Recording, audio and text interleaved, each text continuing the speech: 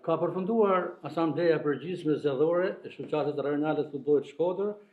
dhe me vota unanime është zgjedhur kryetar rishtas për herë të dytë Lazar Matia. Urime zoti Matia. Faleminderit. Asambleja e radhës normalisht ishte edhe asambleja zgjedhore sepse ishte edhe marrimi i mandatit katëvjeçar për kryetarin e shoqatës edhe për përfaqësues të shoqatës në asamblenë e përgjithshme të Federatës Shqiptare të Futbollit. Rizgjedhja si kryetari i shoqatës normalisht është një proces jo i kollajt sepse zgjidhet drejtimi i shoqatës rajonale të futbollit Shkodër për katëvjeçarin e ardhshëm. Dihet që shoqata jonë më lën një jurisdiksion jo të vogël me 4 qytete që marrin pjesë në shoqatën tonë, një numër i madh fëmijësh, përgjegjësia është jashtëzakonisht e madhe, por ajo që është për të theksuar, sepse ndryshe nga mandati i parë si kryetar shoqatës, ky mandat ishte një proces krejt ndryshe, proces shumë i qetë, transparent, të gjithë njerëzit e sportit, të bazës, por jo vetëm, në mënyrë unanime propozuan emrin tim për kandidat për kryetar të shoqatës rajonale të futbollit Shkodër për katëvjeçarin e ardhshëm. Duket në pamje të parë se është një privilegj, por unë nuk e marr ashtu, pavarësisht besimit dhe vlerësimit që këto shoqata më kanë bërë. Unë e shoh si përgjegjësi shumë madhe sepse shoqatat ta kanë dhënë besimin, kanë dhënë mbështetjen maksimale, kanë propozuar gjitha shoqatat. Kështu që ky mandat mendoj që duhet të jetë mandati i besimit të këtyre shoqatave që ne të punojmë më shumë, të shfrytëzojmë maksimalisht njeritë tona, përvojën që kena ndër vite, përvojën e fituar gjatë këtyre mandatit të parë, që shoqata rajonale e futbollit Shkodër të jetë model në Shqipëri, jo vetëm nga numri, por edhe nga cilësia, sepse e dim se cilin qytet dhe cilin rajon përfaqësojmë. Cili është prioriteti i punës së Lazar Matias në katëvjeçarin e dytë? Prioriteti jo i kryetarit ose i Lazar Matias, por i cili do që do drejtonte shoqatën rajonale të futbollit Shkodër, mbetet rritja e numrit të fëmijëve, sa më shumë që të ushtrojnë sportin e futbollit, por sfidat në futbollin e bazës janë shumë të mëdha, sidomos ajo infrastrukturës që mbetet edhe themra akile, sidomos për shoqatën tonë, sepse jemi në shoqatat e pakta në Shqipëri që nuk disponojmë as edhe një fushë me bar sintetik, edhe fushat që janë në përdorim nga shoqatat tona janë të një cilësie jo të mirë dhe jo të përshtatshme, gjatë cilën ne kemi evidentuar dhe kemi theksuar në të vazhdueshme. Sfidat tona janë këto dy metën, rritja e numrit të fëmijëve, vajza dhe djem,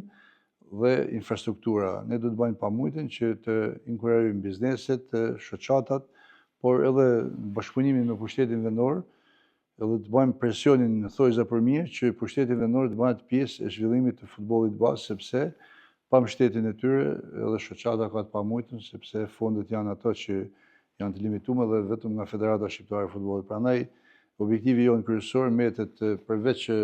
projekte të tjera që ka shoqata në bashkëpunim me Federatën Shqiptare të Futbollit, është bashkëpunimi me gjitha shoqatat që të rrisim numrin e fëmijëve dhe të përmirësojmë infrastrukturën sportive. Zoti Matia, përqendruar tek fushat dhe tek infrastruktura sportive, kemi hyrë në vitin 2026 dhe vitin tjetër në Shqipëri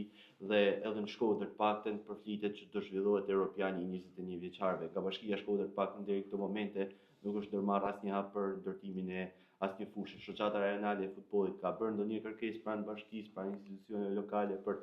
të nisur punën, për të ndërtuar dhe që mos largohet një kompeticion i rëndësisë veçantë nga Shkodra? Për masat e kampionatit evropian për ujësit e njëshin, i kalojnë kompetencat e shoqatës rajonale, sepse është një aktivitet shumë i rëndësishëm. Ato janë aktivitetet nivelit shumë lartë të UEFA-s dhe të Federatës Shqiptare të Futbollit, por duke qenë se Shkodra është një ndër qytetet e përzgjedhura që ky kampionat i rëndësishëm evropian të jetë edhe Shkodra pjesë e organizimit të ndeshjeve, kërkon infrastrukturë. Normalisht ne nuk e kemi bën takimet ose edhe bisedat me pushtetin vendor në lidhje me ujësit e njëshin, sepse janë instanca të tjera ato që ndërhyjnë te kjo, por ne kemi bën në mënyrë të vazhdueshme, jo kërkesë, por takime të vazhdueshme që të mbështetet futbolli me infrastrukturë për moshat, gjanë do të shërbete edhe futbolli profesionist, por edhe aktivitetet që Federata ose UEFA zhvillon. Kështu që ne jemi në këtë linjë që të bëjmë pamujtjen që të investojmë për infrastrukturën sportive. Normalisht aty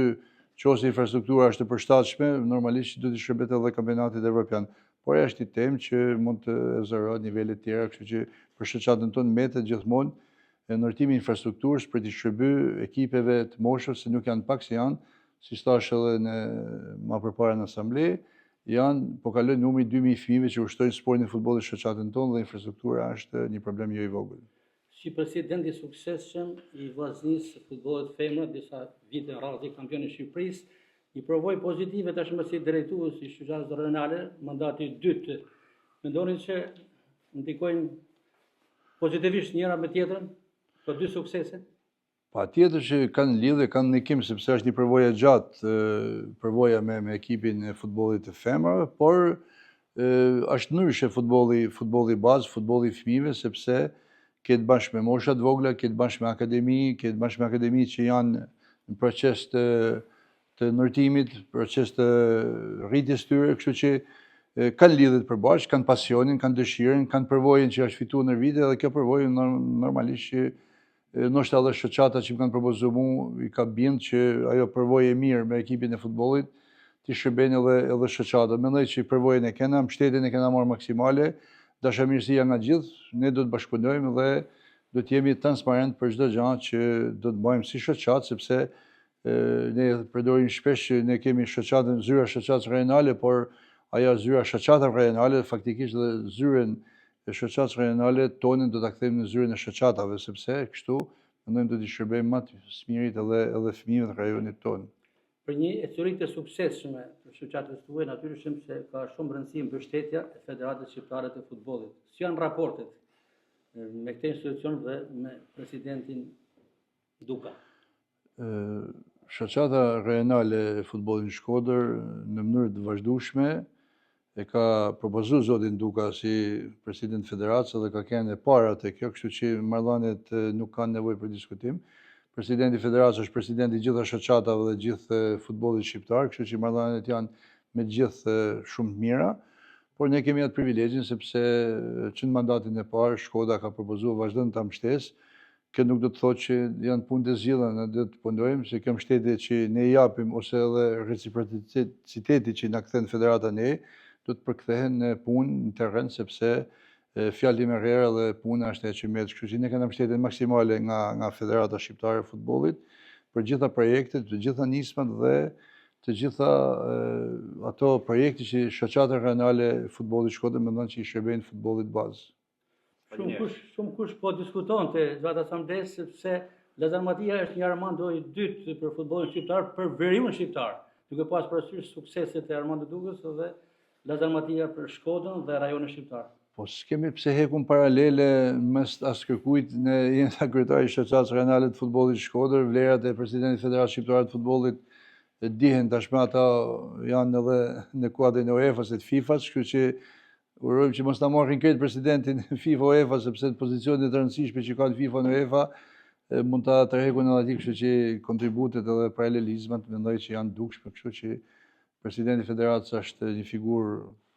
shumë e njoftun, figurë që i ka dhënë shumë futbollit shqiptar, vetë propozimet nga antarët në mënyrë vullnetare të paimponueshme e bën këtë president ndoshta më i gjatin edhe më të suksesshëm në historinë e sportit dhe të futbollit shqiptar. Faleminderit. Faleminderit.